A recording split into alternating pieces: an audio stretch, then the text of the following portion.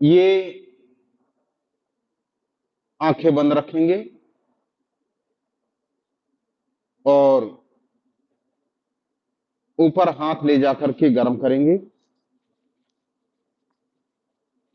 गरम गरम गदेली आंखों पर स्पर्श करते हुए आंखों को आराम से खोल देंगे। ये हुआ आपका ओंकार का नाद, जो कि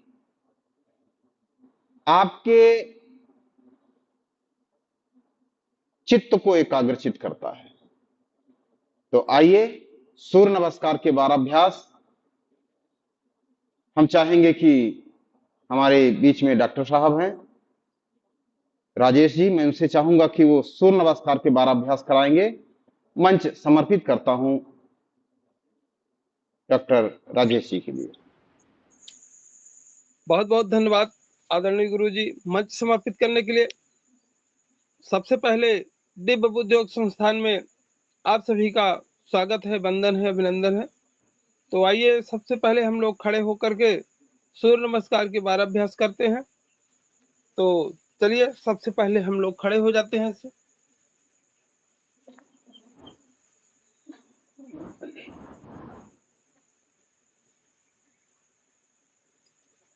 ऐसे नंबर 1 में नमस्कार की मुद्रा में पहले खड़े हो जाते हैं। थोड़ा सा पैर को ऐसे चला लेते हैं, अपने अपने सेट करते हैं। फिर सांस को भरते हुए नंबर 2 में पीछे की ओर जाएंगे, ऐसे पीछे।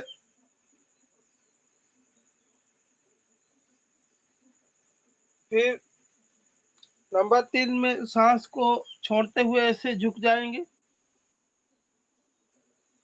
अब नासिका को घुटने से स्पर्श कराने का प्रयास करेंगे। अब देखिए हमारे कमर से लेकर के जो पिंडलियां हैं वहां तक की नस नाड़ियां खिंचाव ले रही हैं।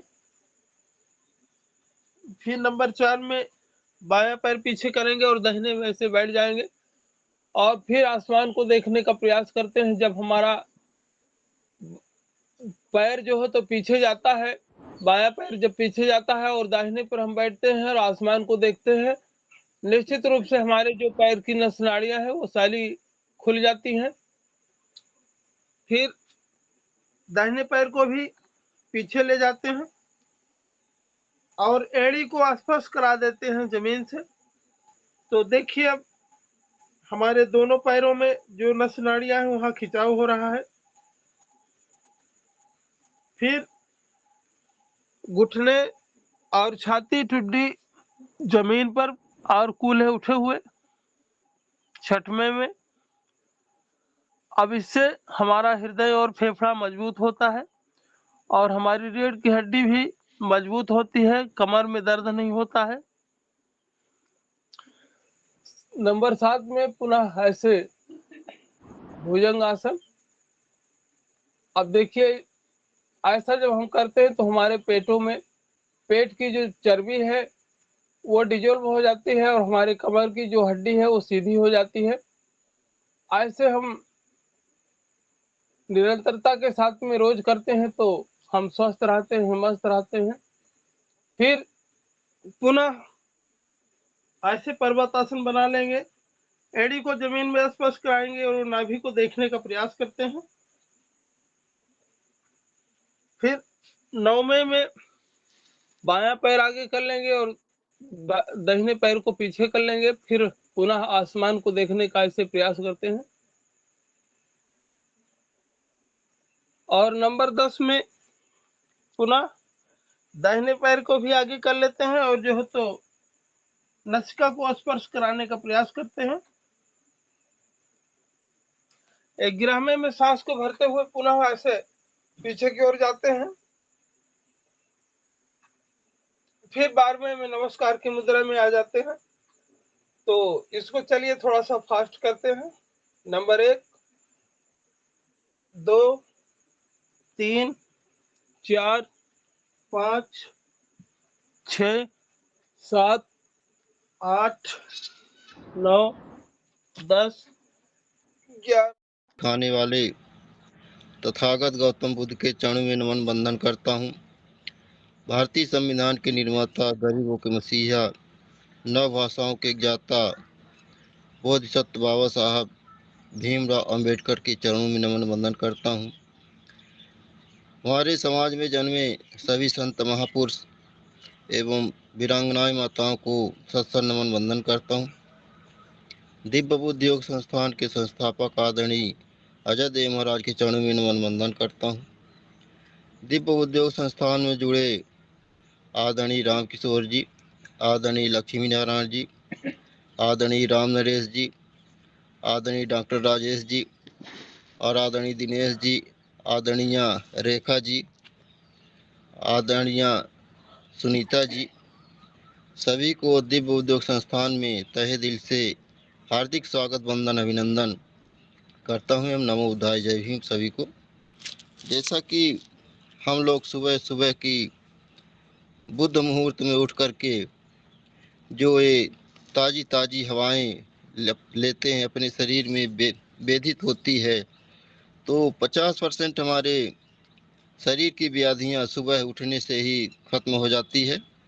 जो कुछ बीमारियां बचती है तो हम योग प्राणायाम के माध्यम से अपने शरीर के विकार को दूर करते हुए निरोगी जीवन जीने की जो ये कला सीख रहे हैं, तो बहुत ही हम लोग बड़े भाग्यशाली हैं, क्योंकि हमने भी जो अपना समय गंवाया था, उस समय को मैं ये सोचता हूँ कि दोबारा ऐसा मौका पा करके हम ना गंवाए। हमने जो समय गंवाया था उसके लिए परेशानियों का सामना करना पड़ा, जैसे हाई बीपी बीमारी को हमने अपने आप अपनाया था, तो उस बीमारी को हमने ऐसे धकेला है पीछे की ओर कि जैसे कि हमारे घर से कोई सदस्य अगर मेहमान आता है तो या विरोध करके जाता है, उसी तरह से हम उस बीमारी को दूर किए हैं अपने शरीर से, क्योंकि विरोध करने से ही वो फिर वहाँ से हमेशा हमेशा के लिए चला जाता है। वैसे ही हमारे शरीर से बीमारी चली गई। अब हमें कोई भी दवाई लेने की ज़रूरत नहीं पड़ रही है, क्योंकि हम दूसरे की बताई बातें नहीं, मैं स्वयं साक्ष्य हूँ। अगर आदरणीय गुरु जी कहते हैं कि ऐसा होता है ऐसा होता है, तो हम उनकी बातों को पूरी सहमत से मैं मानता हूँ, क्योंकि यथार्थ हमने वो पाया भी है। तो आदरणीय गुरु जी ने कहीं न कहीं उसका फायदा पाए होंगे, तभी तो दूसरे को प्रसाद की तरह बांट रहे हैं, और ऐसा ही हम लोग भी करेंगे, क्योंकि जब हम विधि समय समर्पण का ध्यान देंगे, लगन से करेंगे, मन लगा के करेंगे, तो निश्चित है कि उसका ज़रूर हमें लाभ मिलेगा। और लाभ लेने के लिए भी सभी बातों को ध्यान में रखना पड़ेगा, क्योंकि हम तो सुन रहे हैं लेकिन हमारा मन चित्र कहीं और है, तो फिर वो हमारा जब ध्यान ही भटकेगा तो हमारी जो मन की एकाग्रता है वो भंग हो जाती है, और मन से ही किया गया कार्य सफलता की ओर हमें ले जाता है।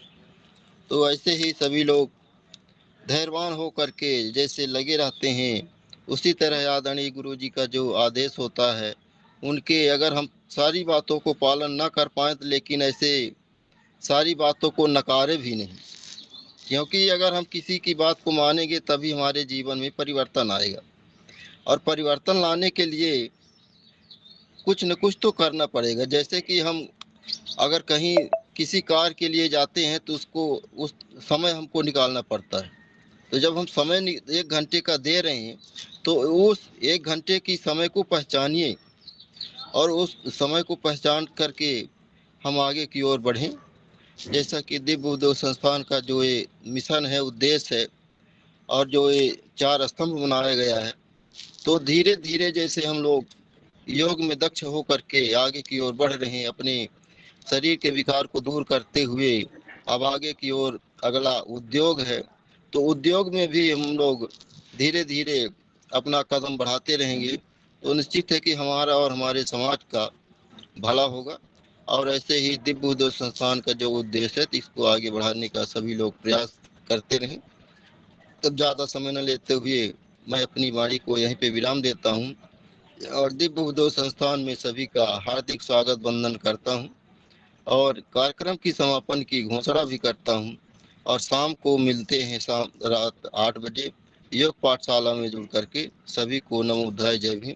अगला मंच आदरणीय गुरु जी को समर्पित करता हूँ। बहुत बहुत धन्यवाद मुन्नालाल जी। जैसा कि अपनी योग साधना से आपने बीपी कंट्रोल किया है। बीपी एक ऐसे मर्ज है कि हृदय को भी ब्लास्ट कर देता है।